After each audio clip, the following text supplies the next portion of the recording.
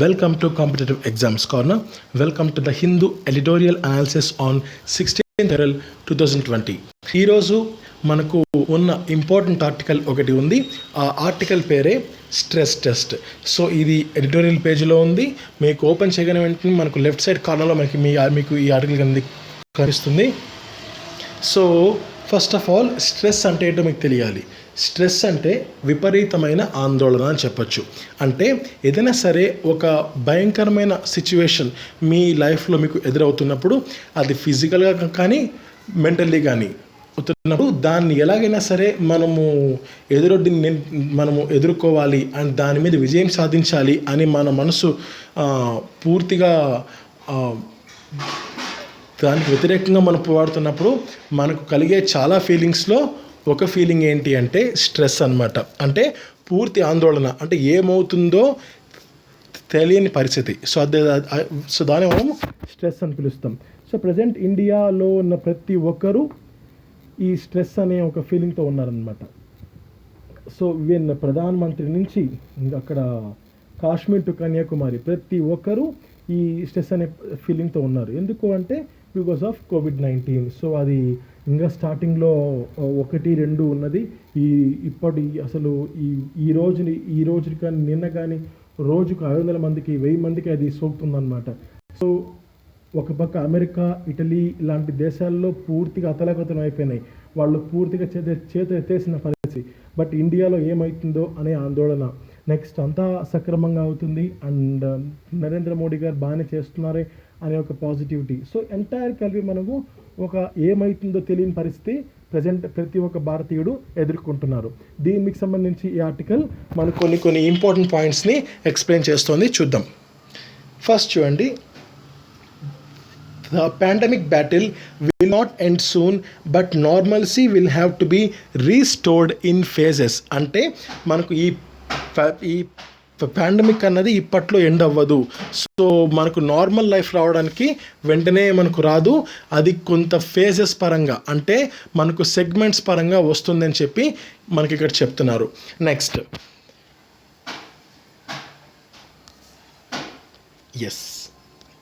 ఇక్కడ చూడండి, first important line చూడండి.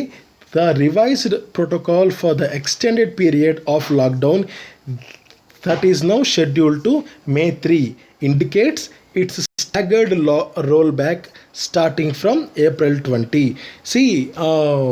ఏప్రిల్ 20 నుంచి మే 3 వరకు ఈ లాక్డౌన్ ఏదైతే ఉంటుందో అది కొంత ఉపశమనం కలిగించే అవకాశం ఉంటుంది. నెక్స్ట్ చూడండి, ఏ partial reopening of the economy is being proposed, but a lot will depend on the extent of success in containing the spread of COVID-19 pandemic in particular areas. అంటే మనకు ఏప్రిల్ 20న కేంద్ర ప్రభుత్వం కొన్ని సడలింపులు ఇచ్చింది. సో అంటే electricians కానీ, plumbers కానీ అండ్ చిన్న వ్యాపారులు కానీ అండ్ ఇక్కడ కొన్ని ఈ జనరల్ స్టోర్స్ కానీ అండ్ ఊరి బయట ఉన్న ఫ్యాక్టరీస్ కానీ ఇలాంటివి మీరు ఓపెన్ చేసుకోవచ్చు, మీ కార్యకలాపాలు స్టార్ట్ చేసుకోవచ్చు అని చెప్పి కొన్ని సడలింపులను ఇచ్చిందనమాట. కానీ అది ఇచ్చినప్పటికీ దేశంలో చాలా వరకు ప్రజలు వాళ్ళు ఏం ఎదురు చూస్తున్నారు అంటే ఎప్పుడెప్పుడు మనం ఈ కోవిడ్-19 మీద విజయం సాధిస్తామా అనే దానికోసమే ఎదురు చూస్తున్నారనమాట. సో ఇది ఇక్కడ ఇంపార్టెంట్ పాయింట్ అండి. అండ్ ఇక నెక్స్ట్ చూడండి, state and local administrations could continue with a tighter level of control on economic and social activities if required according to the center's guidelines announced on Wednesday. So అయితే దీని మీద state కానీ local administrations ఎవరైతే ఉంటారో వాళ్ళు కానీ and వాళ్ళు ఇప్పుడు కంటిన్యూ చేస్తున్న విధంగానే సో అలాగే స్ట్రిక్ట్గానే మెయింటైన్ చేసి తీరాలి as per the central guidelines. So Narendra Modi గారి నేతృత్వంలో వాళ్ళు ఎటువంటి గైడ్లైన్స్ ఇచ్చారో వాటినే ఖచ్చితంగా తూచ తప్పకుండా పాటించి తీరాలన్నమాట. Next Yes, it is now clear that the battle against the pandemic will be drawn out and normalcy in life will have to wait until a vaccine or a treatment line is found. So మనకు ఒక విషయం clear అయిపోయింది. ఈ clear అయింది ఏంటి అంటే so మనకు ఈ పాండమిక్ అంటే మహమ్మారి, ఈ మహమ్మారి మీద యుద్ధం, ఈ మహమ్మారితో ఉన్న యుద్ధం ఎప్పుడైతే మనం విజయం సాధిస్తాము అంటే, ఎప్పుడు సాధిస్తాము అంటే ఎప్పుడైతే మనకు ఈ మహమ్మారికి సంబంధించిన ఒక వ్యాక్సిన్ కానీ లేదన్నా ఒక విరుగుడు మంత్రం కానీ మనకి ఏదైనా అందుబాటులో ఉంటుందే అప్పుడు మన విజయం అన్న సాధిస్తాము. సో అంతవరకు సంపూర్ణ విజయం అనేది మనకు లభించదు అని మనకి ఆర్టికల్ చెప్తున్నారనమాట. So will have to wait until a vaccine or a treatment line is found. So treatment అన్నది ఇలా చేస్తే మనకు ఈ వ్యాధి పూర్తిగా పోతుంది. ఎందుకంటే రీసెంట్గా మీరు న్యూస్లో మీరు అబ్జర్వ్ చేస్తుంటారు, ఈవెన్ చైనాలో చాలామందికి ఈ వ్యాధి వచ్చింది, వాళ్ళు ట్రీట్మెంట్ తీసుకున్నారు, అగైన్ వాళ్ళకు నెగిటివ్ అని వాళ్ళు డిశ్చార్జ్ అయిపోయాక 1 monthకి అగైన్ అదే వ్యక్తులకి ఈ కోవిడ్-19 పాజిటివ్ అనేది చూస్తున్నాం అనమాట. సో అంటే ఒకసారి వచ్చిన వ్యక్తికి పూర్తి పాజిటివ్ కాదు, అగైన్ అతనికి మళ్ళీ వచ్చే అవకాశం ఉంది.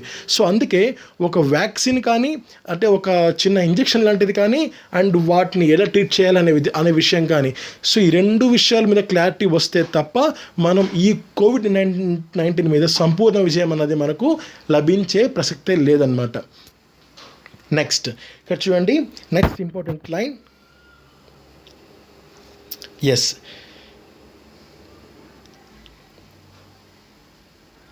Wait, it is impossible to keep the economy shut and people at home indefinitely అంటే మనకు అంటే ఇండెఫినెట్లీ అంటే మనకు సమయం మనం చెప్పలేనంత అని, అంటే మనం చాలా రోజుల పాటు ఇండియన్ ఎకానమీని పూర్తిగా గాలికి వదిలేసి అండ్ ప్రజల్ని ఇళ్ళకే పరిమితం చేయడం అన్నది ఇంపాసిబుల్ అనమాట. ఎందుకంటే గవర్నమెంట్ ఆఫ్ ఇండియా రన్ అవ్వాలి అంటే ఖచ్చితంగా అమౌంట్ అవసరం, అండ్ అమౌంట్ అనేది గవర్నమెంట్కే కాదు ఇళ్ళలో ఉన్న ప్రజలకు కూడా అవసరం అనమాట. సో అప్పుడే ఇండియన్ ఎకానమీ రన్ అవుతుంది అండ్ ప్రజల జీవితాలు కూడా ఒక క్రమ పద్ధతిలో ముందుకు వెళ్తూ ఉంటాయి.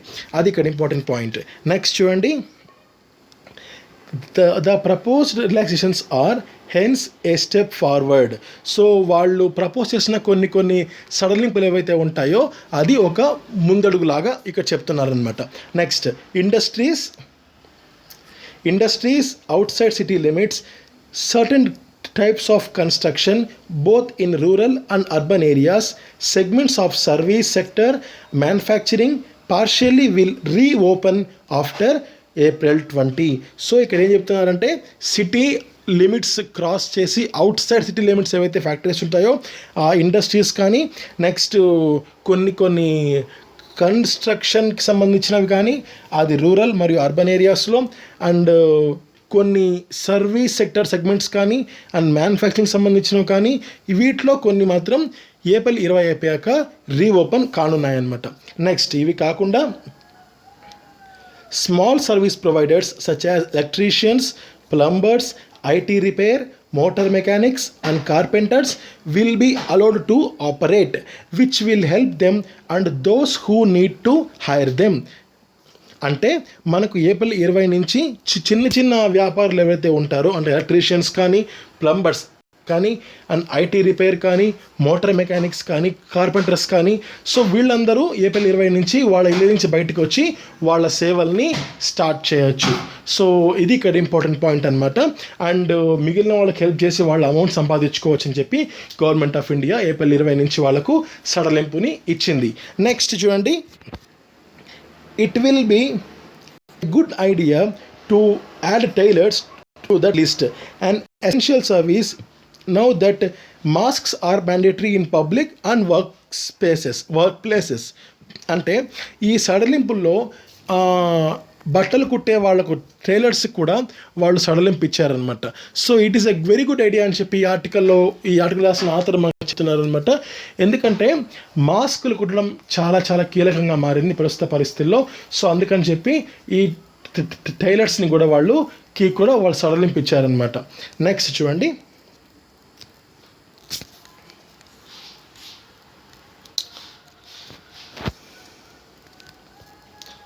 పైన ఇక్కడ సాధ్యం కాదండి, సో నేను జస్ట్ చదువుతాను, ప్లీజ్ అండర్స్టాండ్. సాధ్యం కావట్లేదు. ఫస్ట్ లైన్ చూడండి, new measures also include the punishment of spitting and A ban on tobacco and gutka at work places. అంటే మనకు కొత్త కొత్త నిబంధనలు ఏమున్నాయి అంటే, సో ఇక ఎవరైతే ఉమ్ముతారో సో ఉమ్మిన వాళ్ళకు కొత్త కొత్త పనిష్మెంట్స్ వాళ్ళకి ఇంక్లూడ్ చేయడం కానీ, నెక్స్ట్ పొగాకు కానీ గుట్కా వర్క్ ప్లేసెస్లో అంటే ఎక్కడైతే పని చేస్తుంటారో అక్కడ కానీ సో అది పూర్తిగా బ్యాన్ చేశారనమాట. సో ఇవి మనకు కొత్త కొత్త మెజర్స్ వాళ్ళు తీసుకున్నవి. Next, those violating the quarantine could face up to 6 months in jail. So ఎవరైతే ఈ నిబంధనల్ని పూర్తిగా వ్యతిరేకించి వాళ్ళ కార్యకలాపాలు చేస్తారో సో వాళ్లకు 6 నెలల పాటు జైలు శిక్ష అనేది వర్తిస్తుంది. Next, coercive measures fall heavily on the poor and the government's sledgehammer strategy for containment is pushing millions to a corner. ఇది మనకి ఇంపార్టెంట్ అండి. Coercive measures fall heavily on the poor. So poor people మీద వాళ్ళు తీసుకునే నిర్ణయాలు చాలా బలంగా పడుతున్నాయి. Next, and the government's sledgehammer strategy for the containment is pushing millions into a corner. So వాళ్ళని పూర్తిగా తుడిచిపెట్టుకునే విధంగా చేస్తున్నాయన్నమాట వారి జీవితాలని. Next, hungry and desperate migrants have rioted in several parts of the country. Next, అంటే వాళ్ళు ఎక్కడికి పోలేని పరిస్థితిలో ఉన్నారనమాట, ఆకలితో ఉన్న పేదలు. Next, a more comprehensive strategy must involve helping people stay at home, incentives to employers to pay salaries and expansion of welfare support to the most vulnerable. అంటే ఒక మోస్ట్ కాంప్రిహెన్సివ్ స్ట్రాటజీ అనేది వీళ్ళు ఫామ్ చేయాల్సిన అవసరం ఉంది.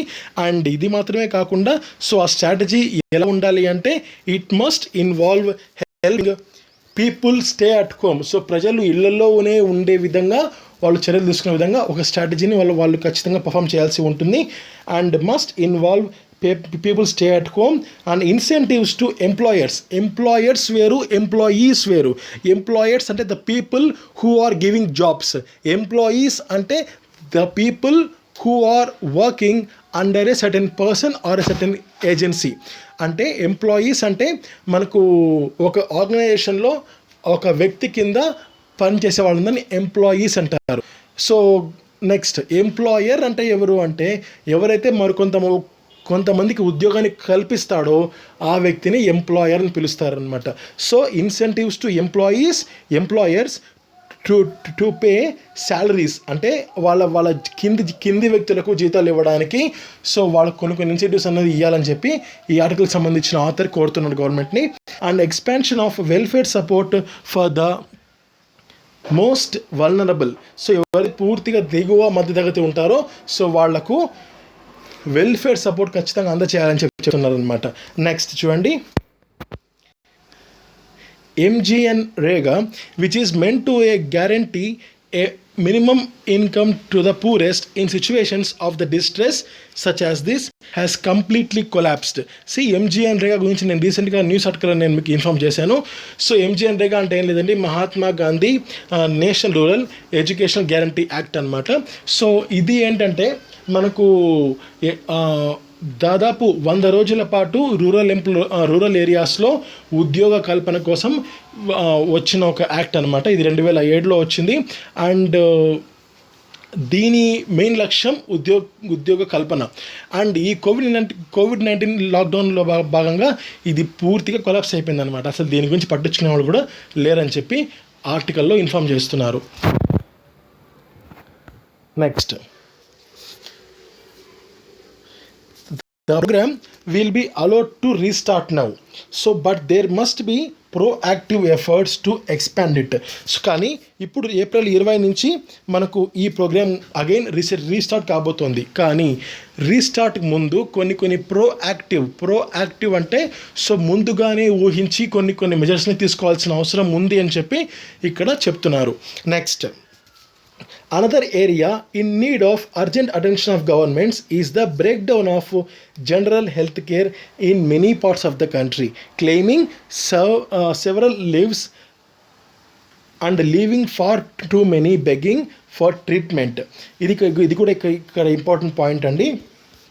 అంటే మనకు ఇలాంటి అర్జెంట్ టైమ్స్లో హెల్త్ కేర్ని పూర్తిగా డివైడ్ చేసి సో చాలా ప్రాంతాలకు వాళ్ళ మెడికల్ కేర్ని విస్తరించాల్సిన అవసరం ఉందన్నమాట. సో నెక్స్ట్ చూడండి.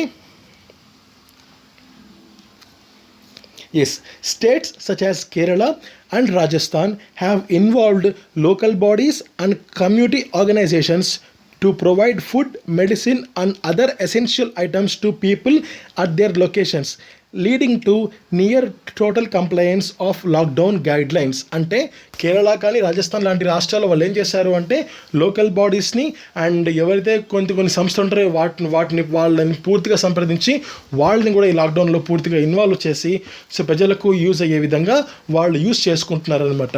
సో ఇలాంటి వినూత్నమైన ఆలోచనల్ని దేశంలో మిగిలిన రాష్ట్రాలు కూడా వాళ్ళు అడాప్ట్ చేసుకోవాలని చెప్పి ఆర్టికల్లో చెప్తున్నారు. నెక్స్ట్ చూడండి. Yes, last para. Going into the future, getting the country back on track will require mass education on mask use, hand hygiene and physical distancing to change social behaviour. So మనము ఫ్యూచర్లోకి వెళ్ళబోవడానికి ముందు the country మళ్ళీ again ట్రాక్లోకి రావాలి అంటే మనకు mass education కావాలి. Mass education అంటే చాలామందికి knowledge అనమాట. దేని మీద? On mask use, hand hygiene, physical distancing, ఈ 3 అంశాల మీద ప్రతి ఒక్కరికి అవగాహన ఖచ్చితంగా రావాలి. Next, to change social behavior. Last 3 lines చూడండి. The center must take the initiative to ensure that best practices from successful states are adopted across the country. So ఈ కేరళ, రాజస్థాన్ లాంటి రాష్ట్రాల్లో వాళ్ళు అడాప్ట్ చేసిన మెజర్స్ని మిగిలిన రాష్ట్రాల్లో కూడా అడాప్ట్ చేసే విధంగా సెంట్రల్ గవర్నమెంట్ ఇనిషియేటివ్ తీసుకోవాలని చెప్పి ఆర్టికల్ రాసిన వ్యక్తి గవర్నమెంట్ ఆఫ్ ఇండియాని కోరుతున్నాడు. So this is the important article call the stress test. So మీకు ఏమైనా డౌట్ ఉంటే కింద కామెంట్ చేయండి. I will definitely give a reply. Thank you. జై హింద్.